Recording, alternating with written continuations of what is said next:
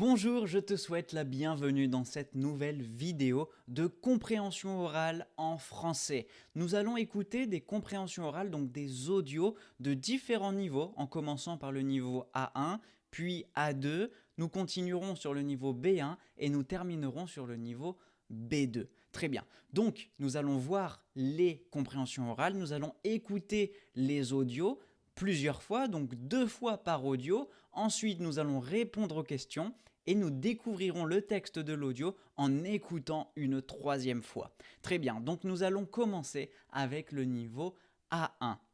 Nous allons voir la question. La question de cette compréhension orale niveau A1 est « Qui est Max ?» Très bien, donc maintenant nous allons écouter les audios. Bonjour, je m'appelle Marie, j'ai 25 ans, j'habite à Paris, en France. J'aime beaucoup les chiens. Le week-end, je vais au parc avec mon chien. Il s'appelle Max, c'est un bouvier bernois et il a 2 ans et demi. C'est mon meilleur ami. Très bien, donc nous avons écouté le premier audio, nous avons vu la question, maintenant nous allons écouter une 2e fois l'audio pour pratiquer et pour voir qui est Max. Bonjour, je m'appelle Marie, j'ai 25 ans, j'habite à Paris, en France. J'aime beaucoup les chiens. Le week-end, je vais au parc avec mon chien. Il s'appelle Max, c'est un bouvier bernois et il a 2 ans et demi. C'est mon meilleur ami. Très bien, donc on a pu comprendre que Max était le meilleur ami de Marie. Donc ici, qui est Max? Max est le chien de Marie, d'accord? Donc ici, on a dit que Max, c'est bien le chien de Marie. Donc nous allons voir maintenant le texte de cet audio et nous allons écouter encore une fois en lisant le texte pour pouvoir mieux comprendre ce que dit Marie. Bonjour, je m'appelle Marie, j'ai 25 ans, j'habite à Paris, en France. J'aime beaucoup les chiens. Le week-end, je vais au parc avec mon chien. Il s'appelle Max, c'est un bouvier bernois et il a 2 ans et demi. C'est mon meilleur ami. Très bien, donc nous avons réussi cette compréhension orale niveau A1. N'hésite pas à me dire dans les commentaires si tu as réussi, si tu as répondu correctement à la question. Et maintenant, nous allons continuer avec la compréhension orale de niveau A2. Donc ici, on a une nouvelle personne, c'est un homme et ici, les questions qu'on nous pose, donc on sait que la personne s'appelle Thomas et la question est « Où habite Thomas ?» Et la deuxième question, que fait Thomas le dimanche? Très bien, donc nous allons écouter 2 fois cet audio et ensuite nous répondrons aux questions. Salut, je m'appelle Thomas et j'ai 30 ans. J'habite dans une petite ville près de Lyon. J'aime faire du sport, surtout du football et du vélo. Le samedi matin, je joue au foot avec mes potes. Le dimanche, je fais du vélo dans la campagne. Pour moi, le sport est un moyen de me vider la tête et aussi de rester en bonne santé. Ok, donc maintenant nous avons écouté la compréhension orale, l'audio de Thomas et je t'invite à relire les questions encore une fois et nous allons écouter une 2e fois l'audio pour répondre ensuite aux questions. Salut, je m'appelle Thomas et j'ai 30 ans. J'habite dans une petite ville près de Lyon. J'aime faire du sport, surtout du football et du vélo. Le samedi matin, je joue au foot avec mes potes. Le dimanche, je fais du vélo dans la campagne. Pour moi, le sport est un moyen de me vider la tête et aussi de rester en bonne santé. Donc ici, la première question, où habite Thomas? Thomas habite dans une petite ville près de Lyon, d'accord? Il habite pas loin de Lyon, à côté de Lyon, dans une petite ville. Et ensuite, la deuxième question, que fait Thomas le dimanche? Alors, il nous a dit qu'il aimait faire du sport. Et ici, le dimanche, donc Thomas fait du vélo dans la campagne, d'accord? Donc ici, on avait les 2 réponses. Nous allons maintenant découvrir le texte de cette compréhension orale et écouter encore une fois en lisant le texte. Salut, je m'appelle Thomas et j'ai 30 ans. J'habite dans une petite ville près de Lyon. J'aime faire du sport, surtout du football et du vélo. Le samedi matin, je joue au foot avec mes potes. Le dimanche, je fais du vélo dans la campagne. Pour moi, le sport est un moyen de me vider la tête et aussi de rester en bonne santé.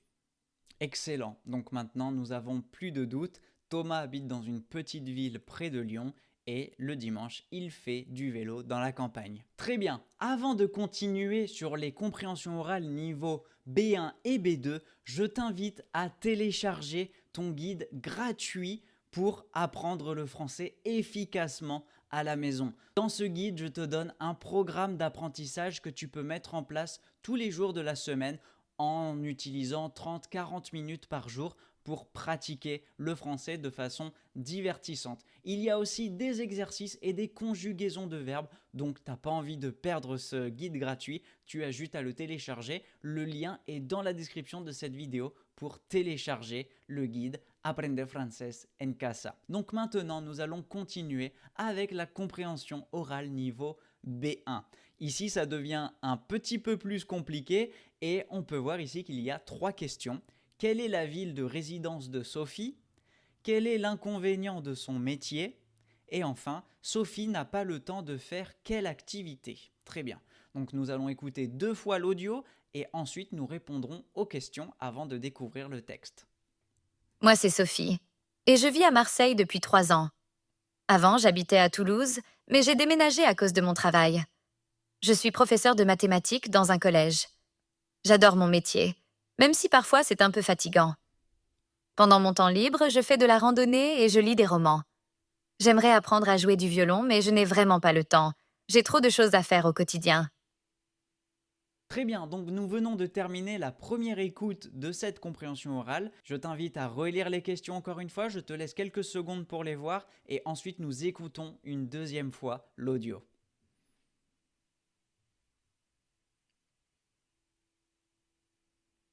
Très bien, maintenant nous allons mettre l'audio une seconde fois. Moi, c'est Sophie. Et je vis à Marseille depuis 3 ans. Avant, j'habitais à Toulouse, mais j'ai déménagé à cause de mon travail. Je suis professeure de mathématiques dans un collège. J'adore mon métier, même si parfois c'est un peu fatigant. Pendant mon temps libre, je fais de la randonnée et je lis des romans. J'aimerais apprendre à jouer du violon, mais je n'ai vraiment pas le temps. J'ai trop de choses à faire au quotidien. Très bien, nous venons de terminer cette deuxième écoute. Je t'invite à faire pause sur la vidéo, bien évidemment. À chaque fois, il faut faire pause pour répondre aux questions. Et maintenant, nous allons voir ensemble les réponses. Fais pause sur la vidéo pour répondre aux questions et ensuite, nous voyons ça. Donc la première question était: quelle est la ville de résidence de Sophie? Sa ville de résidence est Marseille. Donc on peut dire Sophie réside à Marseille ou Sophie vit à Marseille, ou tu peux aussi dire Sophie habite à Marseille. D'accord? Donc ici, tous ces verbes sont possibles et le verbe résider, c'est un verbe plus formel pour dire habiter. D'accord? Tu peux l'utiliser, c'est un verbe qui est assez utilisé. Donc, prochaine question, quel est l'inconvénient de son métier? L'inconvénient de son métier, on a vu qu'elle était professeure de mathématiques et elle a dit qu'elle aimait son métier et que parfois son métier est un peu fatigant. Et enfin, la troisième question, Sophie n'a pas le temps de faire quelle activité? Elle n'a pas le temps de jouer du violon. Elle aimerait apprendre à jouer du violon, mais elle n'a pas le temps. Très bien. Maintenant, nous allons découvrir le texte et nous allons écouter aussi Sophie encore une fois et voir son histoire. Moi, c'est Sophie. Et je vis à Marseille depuis 3 ans. Avant, j'habitais à Toulouse, mais j'ai déménagé à cause de mon travail. Je suis professeure de mathématiques dans un collège. J'adore mon métier, même si parfois c'est un peu fatigant. Pendant mon temps libre, je fais de la randonnée et je lis des romans. J'aimerais apprendre à jouer du violon, mais je n'ai vraiment pas le temps. J'ai trop de choses à faire au quotidien. Excellent. Bon, dis-moi dans les commentaires si tu as réussi à trouver toutes les bonnes réponses. Et maintenant, nous allons continuer sur le niveau le plus difficile. Attention, ici, le niveau B2, c'est plus avancé, il y a plus de vocabulaire et les questions sont plus compliquées aussi. Mais nous n'allons pas faire plus d'écoute, nous allons aussi écouter 2 fois. N'hésite pas à faire pause dans la vidéo ou revenir en arrière, bien sûr, pour pouvoir réécouter encore une fois si tu as besoin d'écouter 3 fois l'audio pour pratiquer. On est ici pour pratiquer, il n'y a pas de pression à avoir. Donc nous allons voir ensemble cette dernière compréhension orale pour pratiquer l'écoute du français. Ici, bien sûr, je t'ai préparé des réponses plus détaillées, mais toi, tu peux écrire à ta façon et l'objectif est de pouvoir comprendre l'essentiel de cet audio et de pouvoir retranscrire l'information à ta manière. Tu dois trouver la réponse qui est posée à la question et c'est tout. Très bien. Donc nous allons d'abord lire les 3 questions, ensuite nous allons écouter une première fois. Je te laisserai quelques secondes pour pouvoir écrire tes réponses. Ensuite, nous écouterons une deuxième fois l'audio et enfin, nous répondrons aux questions ensemble et nous découvrirons le texte. Très bien. Première question. Quel lieu Julien fréquente-t-il en dehors de son travail et pourquoi considère-t-il ces activités importantes pour l'avenir? Deuxième question. Comment Julien décrit-il l'impact des actions individuelles sur l'environnement et quelle est sa vision globale de leur contribution à long terme? Et enfin, quelle est l'attitude de Julien envers l'avenir en matière de protection de l'environnement et quelle expression utilise-t-il pour montrer son engagement personnel? Très bien, donc nous allons écouter une première fois l'audio, je t'invite à te concentrer et ensuite je te laisserai quelques secondes pour pouvoir déjà réfléchir à ces réponses. Moi, je m'appelle Julien et je travaille comme ingénieur dans une entreprise spécialisée en énergie renouvelable. C'est un domaine qui m'intéresse beaucoup, car je pense qu'il est important de trouver des solutions pour protéger l'environnement et assurer un futur viable à nos enfants. En dehors du travail, je m'implique dans des associations écologiques. Je participe à des projets de sensibilisation et d'éducation sur le recyclage et la réduction des déchets. Je pense que chaque petit geste compte. Tout le monde peut s'impliquer et chaque petite action effectuée deviendra à terme une grande action à l'échelle globale. Nous pouvons le faire, moi j'y crois dur comme fer. Très bien, la première écoute est terminée, je te laisse quelques secondes pour déjà réfléchir et ensuite nous écouterons une deuxième fois.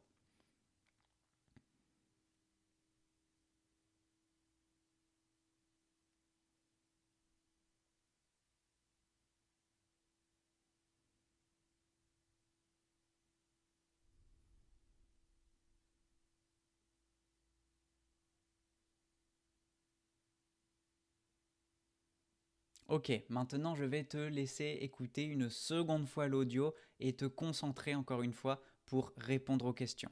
Moi je m'appelle Julien et je travaille comme ingénieur dans une entreprise spécialisée en énergie renouvelable. C'est un domaine qui m'intéresse beaucoup, car je pense qu'il est important de trouver des solutions pour protéger l'environnement et assurer un futur viable à nos enfants. En dehors du travail, je m'implique dans des associations écologiques. Je participe à des projets de sensibilisation et d'éducation sur le recyclage et la réduction des déchets. Je pense que chaque petit geste compte. Tout le monde peut s'impliquer et chaque petite action effectuée deviendra à terme une grande action à l'échelle globale. Nous pouvons le faire, moi j'y crois dur comme fer. Excellent, maintenant je te laisse 1 minute pour pouvoir répondre aux questions et ensuite nous allons voir les réponses ensemble.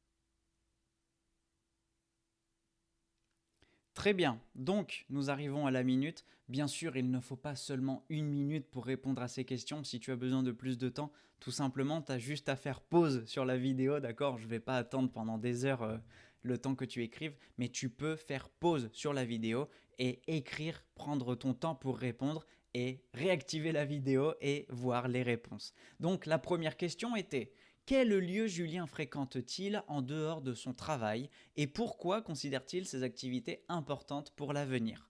Eh bien, la réponse que je t'ai préparée est la suivante. Julien s'investit dans des associations écologiques où il participe à des projets de sensibilisation et d'éducation sur le recyclage et la réduction des déchets.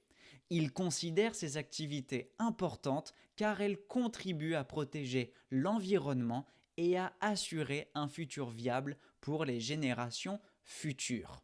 Nous allons continuer avec la deuxième question.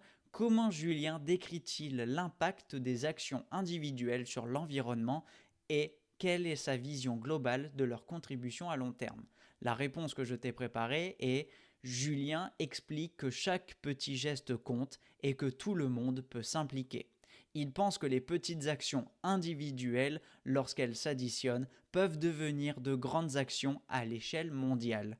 Cela montre qu'il croit à l'importance des efforts collectifs pour l'environnement. Très bien. Et enfin, la troisième question: quelle est l'attitude de Julien envers l'avenir en matière de protection de l'environnement et quelle expression utilise-t-il pour montrer son engagement personnel? Eh bien, la réponse que je t'ai préparée: Julien est très optimiste et déterminé. Il croit fermement que des solutions peuvent être trouvées pour protéger l'environnement. L'expression qu'il utilise pour montrer son engagement est « j'y crois dur comme fer », ce qui reflète sa conviction profonde.